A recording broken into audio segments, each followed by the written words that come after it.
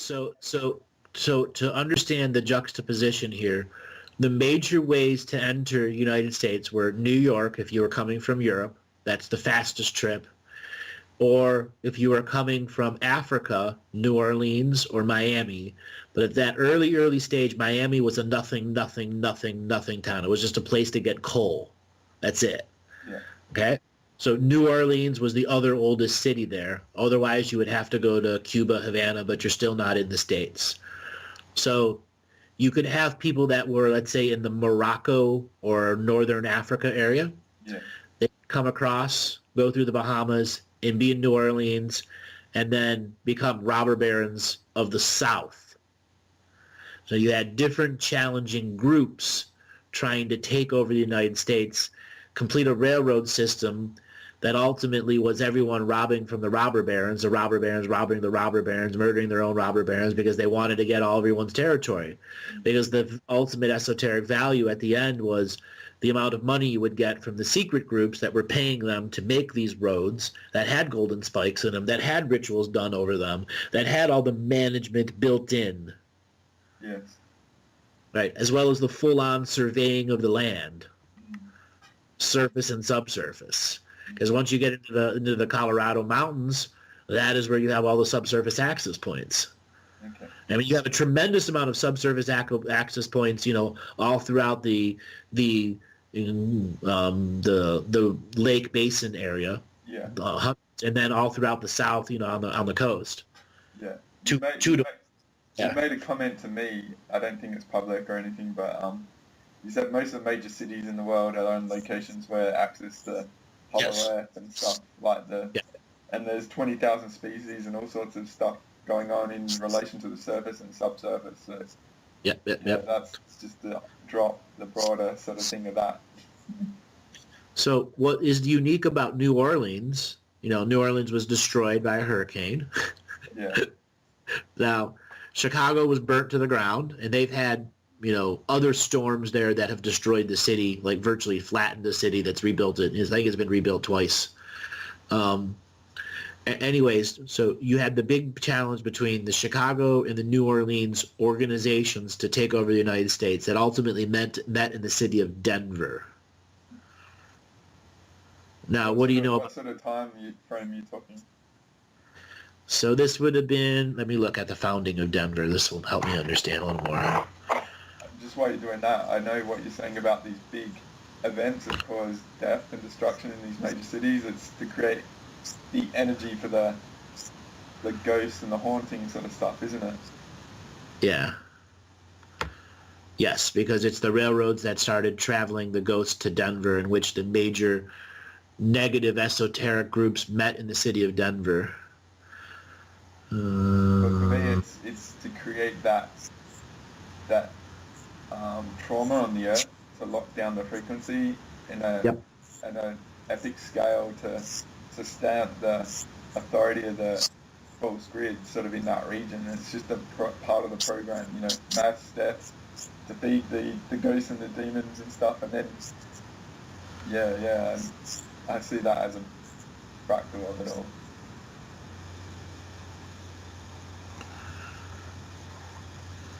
So Denver became a boundary meeting place? So in summer of 1858, during the Pikes Peak Gold Rush, a group of gold prospectors from Lawrence, Kansas established Montana City as a mining town on the banks of the South Platte River. It's what was then Western Kansas Territory. This was the first historical settlement in what later became the city of Denver.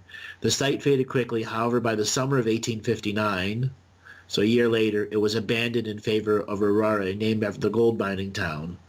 On November 1858, General William Larimer, a land speculator from eastern Kansas Territory, placed a cottonwood logs to stake claim on the bluff overlooking the confluence of the South Platte River and Cherry Creek. Hold on one second. This is all esoteric stuff. It was in the Arapaho Nation. So Denver became the Chicago of the Rocky Mountains. Yeah. So that is the access to where all the negative esoterica assembled in Denver They then sent all of their organizations to scout the sacred sites, destroy as much as they could, or steal whatever they could. Because by that time, disease had claimed everyone that it was going to claim. Yeah. Yeah. What was left was the 10% of the population that had the immunity. That was all that was left. Yeah. So there was no real, like, the shaman and the culture and the harmony of the earth. It was all eliminated to make it vulnerable to all this stuff. Yeah. Interesting.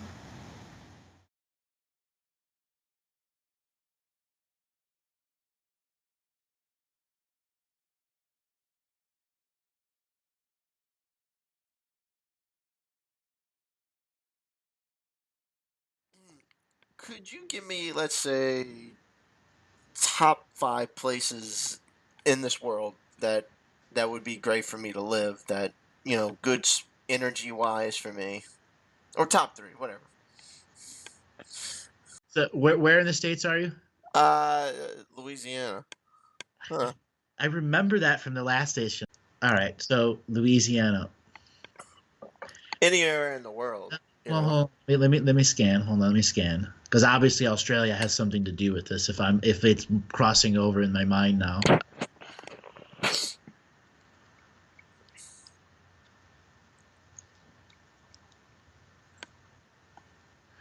All right.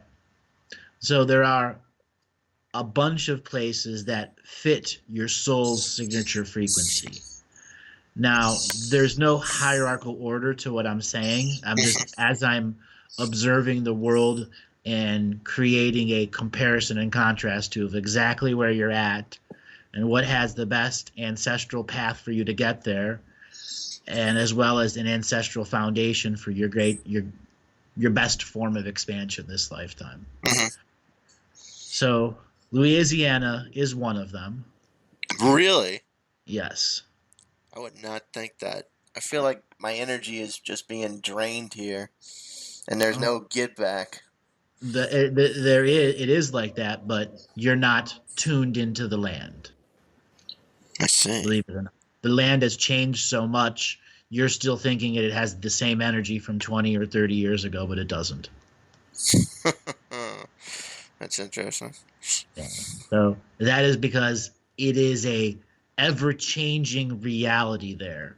So that area shouldn't have cities on it like the way it does now. Mm-hmm. Okay, it should have very sparse populations, and those sparse populations would be the highest end shamans who would then venture to specific areas to draw specific energies out of that area and then to use them for magical effects. So that's kind of why that area is so hard for you to figure out its multidimensional puzzle.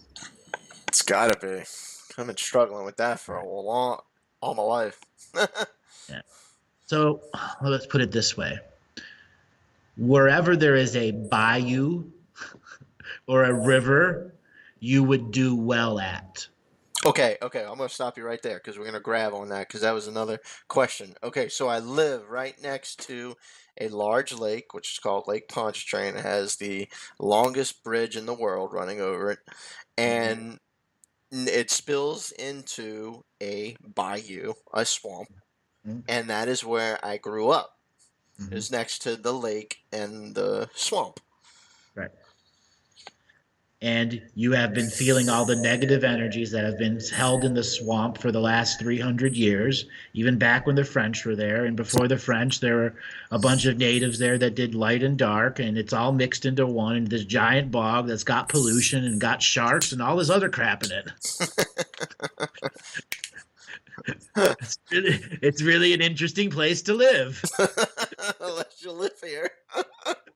Now, you can get the exact same thing in a river in Thailand, except their sharks are different and they might have squid. Oh God, I need to fix this freaking land. Oh, it is so confusing, and Yes. to my energy and just so draining. It's been like that always, but now you've explained why. Right. Now, the bayou is what stores old frequencies of time. And it was the shaman's duty to travel the bayou in looking for the old negative energies that were bubbling to the surface on a full moon and to grab some of it and brew it into an alcohol and burn it off so that it had a way out. Interesting. It wasn't about consuming the alcohol. It was using it as spirits. And they could go and grab, like they would see how the swamp bubbles in certain areas, and they would read the bubbles saying that they know that energy from the 1400s is coming up when people were murdered here.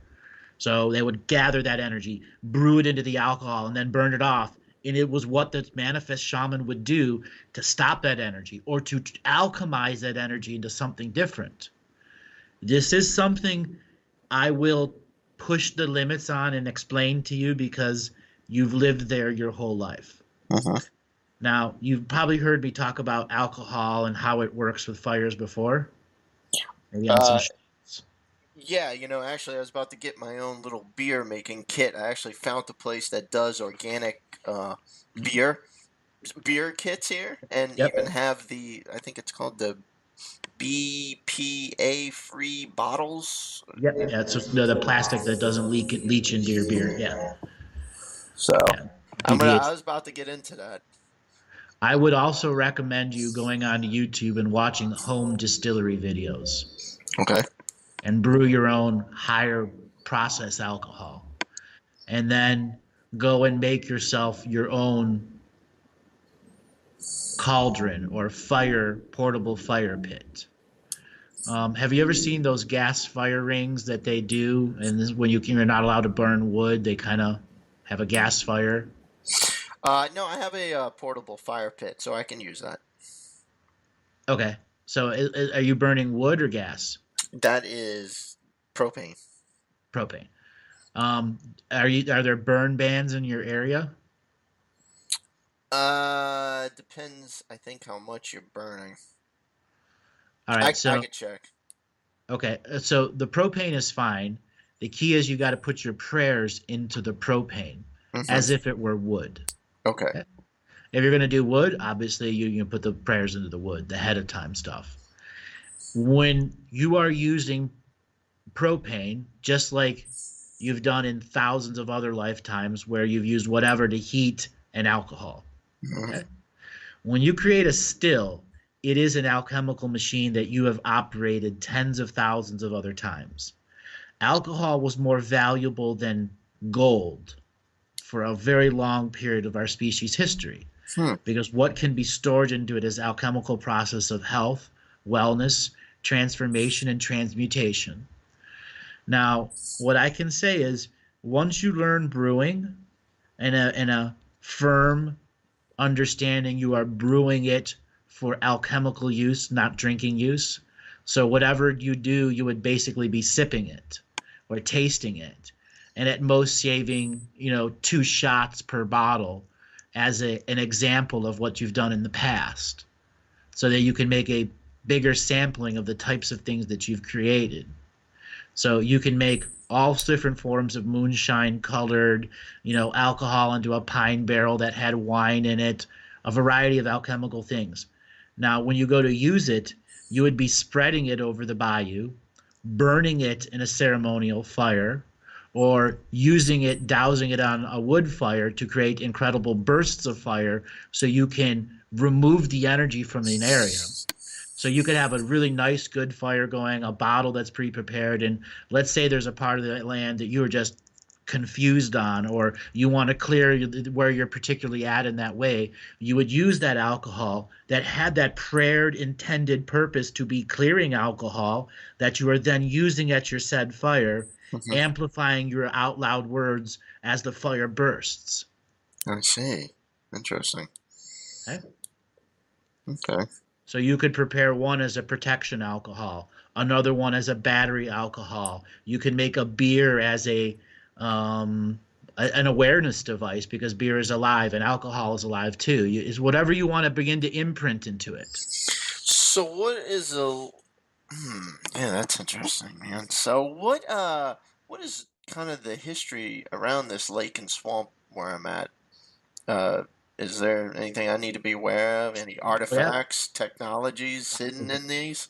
thousands and thousands of things hidden there. Pocket dimensions with inside pocket dimensions, portals and gateways to different eras of time, rifts that randomly open and close. Yeah, all that stuff is there. How do I access any of that? Or maybe I guess I shouldn't. I'm pretty. It accesses you all the time because you were born there, and you're unaware of how much it accesses you. It is like the system, but it's its own system. Now, the system itself tries to interact with the swamp and the bayou by having its people live around it and dump its crap in it. But it's the bayou that's actually running the system by surviving and interacting and creating an area where the mystical and the can happen at the same time. Oh my god. Now, bayou shamaning is a whole different form of shamaning. Now, you're asking some of the history there. So it's the bayou shamans, who are an accumulation of hundreds of different tribes shamans who would be sent kind of like in the metaphorical. Do you ever watch what's the name of the show? The one with the dragons. How to Train Your Dragon? No, Game of Thrones. Oh, right, okay, Game of Thrones. So the wall, the ice wall in Game of Thrones. Sure. That is what these indigenous tribes in North America would send. Everyone would send a shaman there every generation. Oh god! So they're basically like the watch on the tower. Now, when the French came in and f***ed everything up and killed most of the watch, a whole bunch of shit got out. Oh my god! And French esoteric organizations came in and put all the prisoners back in the jail. Well, not all of them, but a good portion of them. And then, them being French, they left the keys and they got out again. And it's funny, when I watch Game of Thrones, what do I feel most connected to? The Night Watch that's on the wall.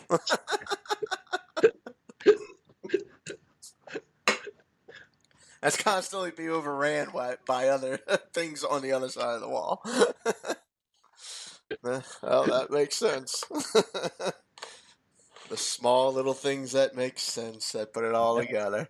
Put the final puzzle piece together. Oh, that's what this place is like.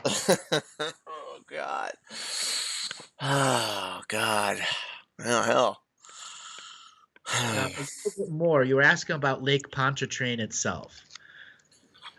All right, so I got a few beings watching me as to determining how I'm gonna. Oh Jesus! I had a feeling that would be a problem.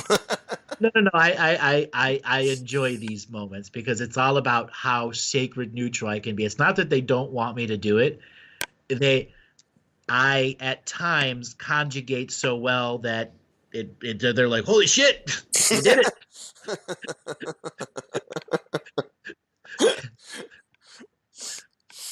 So in 1602 AD, there was a incident on the lake that was witnessed by all the nobility that were there for a big wedding. Let's just call it that.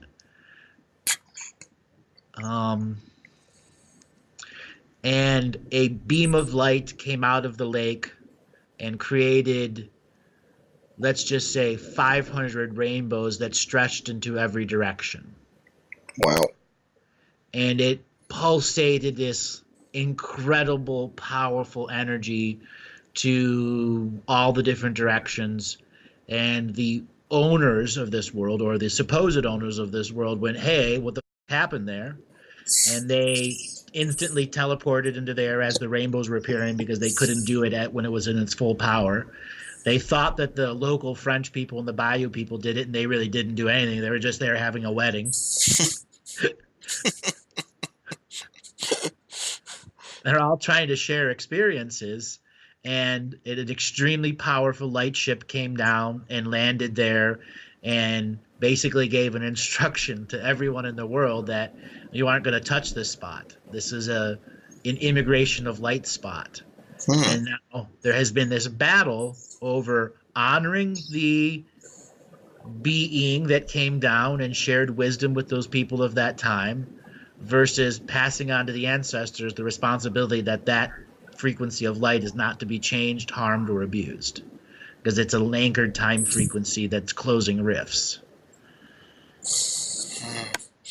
I almost want to get out of here so bad. Maybe I need to look at what I can do here to this swamp and lake for it in a good way. Yes, I think being a modern Bayou shaman, brewing beer and alcohol and other things too, wine also, with, when you brew, let's say your first batch you brew, you're going to intend, I'm going to want to drink some of it. I'm going to want to celebrate to it. But the next batch you brew is strictly for spirit. Okay. And it has a distinct purpose that's labeled on it, because it has a limitless battery of energy in it once you create it that way. And the older it gets, the more potent it gets. Interesting. Okay. And there are certain bottles that you'll create that may even have consciousness within it. Because it starts as a yeast. And if you impress into the yeast its purpose, it will know its purpose.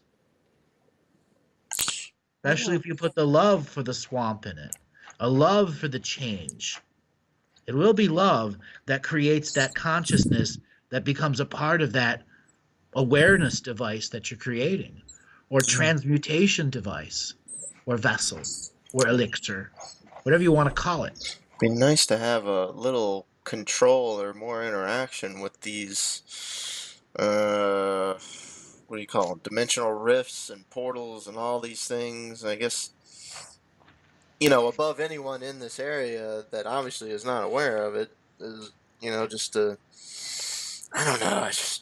There are a lot of people that are aware of what it is, but many of them have gone down the gray path and have confused what true gray versus light and dark is. They become colorblind because the rifts have affected them so much, and so much demonic energy has affected them in previous lifetimes. Okay? Is there... that hurricane? Yeah. That hurricane came there on purpose to clear out the negative shit. Oh, yeah. Oh, I felt the clearing of energy after that. Right. See, I don't think anybody else does, but, Huge clearing. Souls that had been stuck there are gone. Yeah. Okay. Not only that, see, we just had some tornadoes in this one of the side of the major New Orleans cities, and I remember going out there before the tornadoes, and it was just nasty energy. I never wanted to go out there, but afterwards, it's so much more clearer energy-wise out there.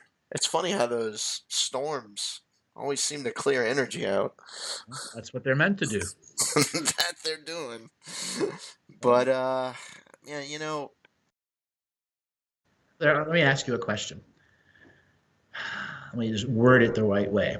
It's okay. You can be as blunt as you can, as you want. No, it's not about being blunt. This is, I'm now splitting my own hairs of how I can help you get this shot in the arm that you're looking for and it not have a pushback. Okay, I don't mind pushbacks. I don't mind the risk. I'm willing to gamble. The level that the razor's edge that I'm working now, it's a graze of the balls versus a kick in the balls. So if you're willing to graze, I can go there.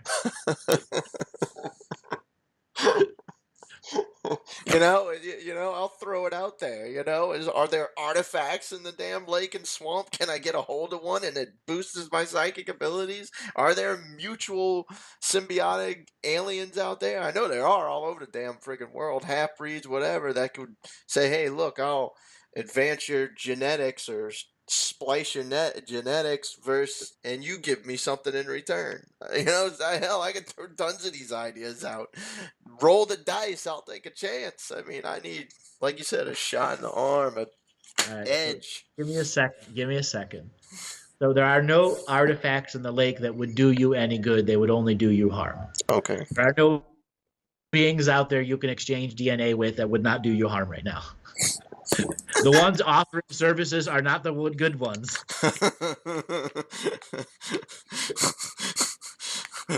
That I'm not surprised in this day and age. Okay, so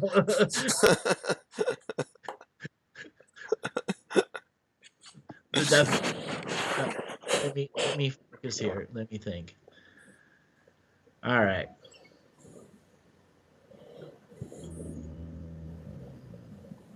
Okay. How handy are you with tools?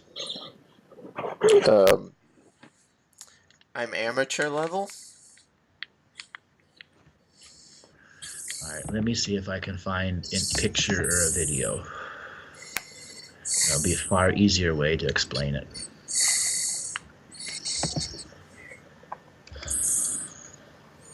I like being pushed like this. You have no idea. Oh, trust me, I could push you a lot further, but I don't want to run you off. No.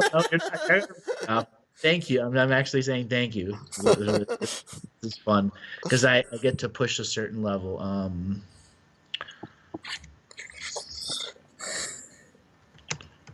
Yeah, that's why I asked you about the symbiotic parasites, psychic parasites last time. Or I don't know. I just got tons of little ideas. It's just I'm just trying something.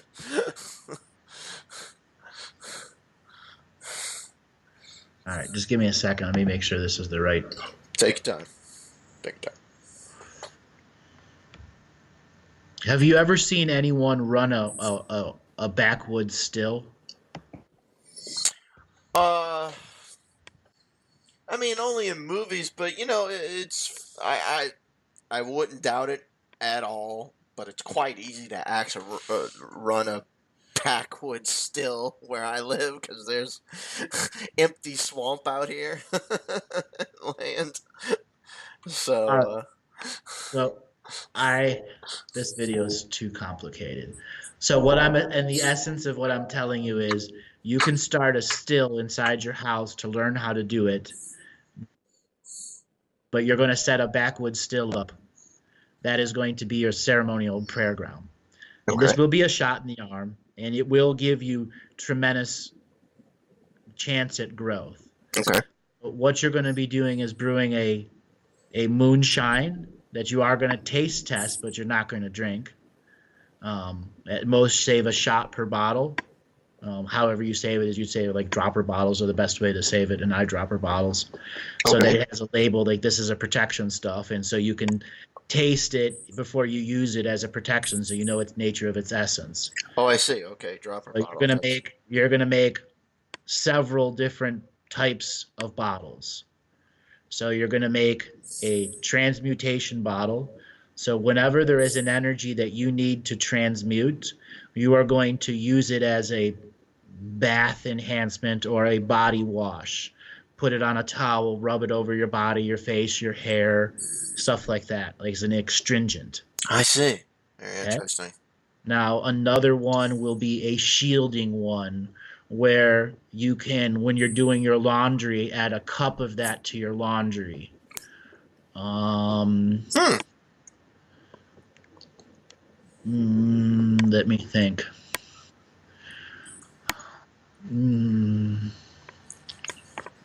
Now, when you get good enough that you can get at distilling at a higher level of alcohol rate, where you twice distill, and you're at 90% alcohol by volume or 151 status, something at that level, you're going to imprint into it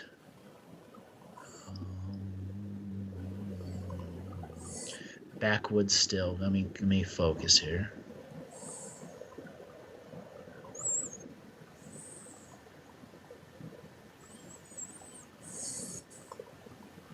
All right, so you're going to take the Shaman's Death Revocation.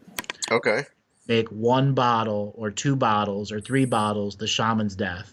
And you can make more. So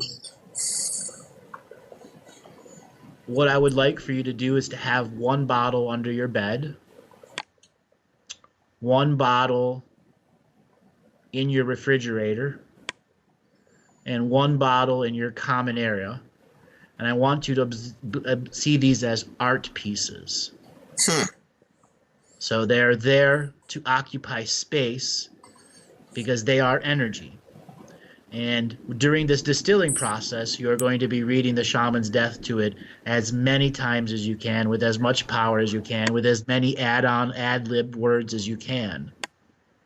Okay. Okay? Now that is going to create a mass separation of densities when you have this ever-emanating shaman's death energy inside your refrigerator, under your bed, and in your common living area. It's going to start purging. Jesus. It's going to change in your life. And there's going to come a time where the shaman's death ends and you realize that you are passing on to the future. You then go and have a ceremony where you release the bottle and you burn it off. Burn it off. Ceremony. Okay. Now, sometimes the energies can be used up very fast, not necessarily because it wasn't you putting enough energy in during creating. It cleared out so much gunk in a handful of days or weeks or months in being in your house that you wouldn't normally know is even there. Oh, okay. Like always having a mass, cleaning unit right in front of you that you don't even need to be aware of. It's just doing what it does. Okay? And then I would like for you to do another one that has the ancestral family reunion from Living the Mystical Life Daily. Okay. So the soul family reunion. And in fact, I think you could probably brew 1 for each of those guided meditations, 1 for the heart, and then begin using them as part of your guided your meditation energy. So let's say you're doing one of them and you've got your out loud voice playing on your recorder. Hold the bottle over your heart and share your meditative experiences with it, so that when it comes time to say, I have grown, this bottle represents a previous age of who I was, I am now going to use it for its purpose, or store it in somewhere, so when I need to go back and feel who I was, the essence of what I was is in that bottle. Okay? Now, these bottles that you are creating for that specific healing purpose is a drinkable source, but not for recreation. Okay. It's a sacred type of... It is. Let's say you had a bottle that you've done 50 heart meditations with. That's some purest stuff. That's something you sip. You maybe add to your morning, your afternoon drink because you want that essence back in you. Ah, I see. Okay. Like a savory, a little bit, okay. Like a sacred, okay. Or I gotcha. the arm that you were looking for. Okay. Okay? Wow. Now that's strategy for you to see your brewing capabilities. Now, can you do the exact same thing with beer? Yes, but beer requires more time and, let's just say, a little bit more than the average person's power when you're imprinting to it, because the yeast in beer is much more feral than the way high-end alcohol is brewing. It's a much more potent consciousness. But sometimes feral, like you need something to defend your ass, you make it in beer. Damn. Let's say you make an anti-entity beer. Mm-hmm. Okay? If you think that you're being with an entity, you make a beer that has all the super powerful revocations that you put into it, all super powered, so that when there is something around, you can add 2 cups of this beer to a bath and soak in it, or the whole damn thing if you think you need it. Or drink it to expel an entity out of you. It's all about how you program it. Oh, that's very interesting. Spell it out. Yeah. Now, wine is in between feral and organized. Okay. So wine is where, let's say you are trying to create something you're intending to drink, meaning consume back because there's some powerful, potent stuff you've put into it, and you want to re-experience that. Wine and the sugar and the way it grows, it will amplify how you give it to the blood. And as that alcohol is giving to the blood and you're releasing water, you will go through a chemical change where the essence of the wine will flood through your blood. If you make a red wine with the heart meditation deeply imprinting the marrow, I think you could also make something that is not just a shot in the arm, but a massive boost to your awareness. There we go. Okay. There we go. Now, another one. That's what we're talking about. So yeast is the key. Now you can start with, brewer's yeast, whatever yeast you want to do. If it tastes nasty to you, it's probably pretty potent. Okay. All right. Okay? So you're not brewing it for the alcohol connoisseur at all. Right. Okay. So be willing to break the brewery rules so that there is way more yeast than it may need. Okay? Okay. Again, you're brewing it for a different purpose. Right. It may taste, but the key is you got to get the skill to get the alcohol volume up. And it's knowing your yeast that will ultimately determine alcohol volume. Because there is a way to brew beer at 26% alcohol by volume. Jesus. Now, the highest beer I ever did was 17% alcohol by volume. And 5 tablespoons enough was to get me tipsy and going, whoa! Jesus. Right? And let me tell you, that was the most kick-ass anti-entity bottle that I have ever created. I could just stick it into a spray bottle and mist it over people, and the entities would just leap out of their frequency. It's, alien blood acid being sprayed on them. That's kick-ass. I like that. That's good stuff, man. So, learning home distillery. You've got the beer kit. Do it just to do it. And what are you imprinting into it? Inspiration, abundance, and wealth. And drink a little bit of it and save it for when you need another inspiration shot in the arm. All right. And then, gather a little fundage or see what it takes. You might be able to distill at your home. Okay. You might have enough stuff, because there are people that have, that don't go to the alcohol shops. They brew it all at home. They don't let it age at all. I mean, heck, the people in the prison figure out how to make alcohol. Yeah, right. Jeez. Right. In their toilets. Right. That easy. Oh my gosh. Yeah, all right. Well, it just takes practice. Okay. I get it. And then it's going to come time for you to make your backwoods still. And that's where you're just accepting yourself as that form of shaman until such a time where you're ready to, take it to a front still, where you're going to do it in your house. Yeah. Or you may have one small still one place because it produces a specific kind of energy. And man, there's this other place that's in the middle of fucking nowhere. I'm going to go put a second still there because its energy is totally different. Yeah. But I guess I should stay away from the bubbles and the swamp and not try to release that energy, huh? Well, you can make bottles of alcohol that all you have to do is throw the bottle into there and it'll do that. Ah, okay. Or if it's really powerful alcohol, just pour it on the surface and light it on fire. That's interesting. Yeah. Fire is the great transmuter, and you are putting fire into alcohol. Like fire, water. Very interesting. There's a lot of potential there. Okay. Okay. All right. Well, I appreciate you digging deep, man. And All taking right. a look for me. You wanted a shot in the arm? There's your shot in the arm. All right. Okay. In 2 hours of studying on YouTube, you could figure out how to make a home distillery. Oh yeah, I'm sure. Yeah. All right. Well, All right, brother. Take it easy. Have a great day. Man, this was a fun convo. Thank you. all right, man. You have a great night. You too. Bye-bye. Bye bye.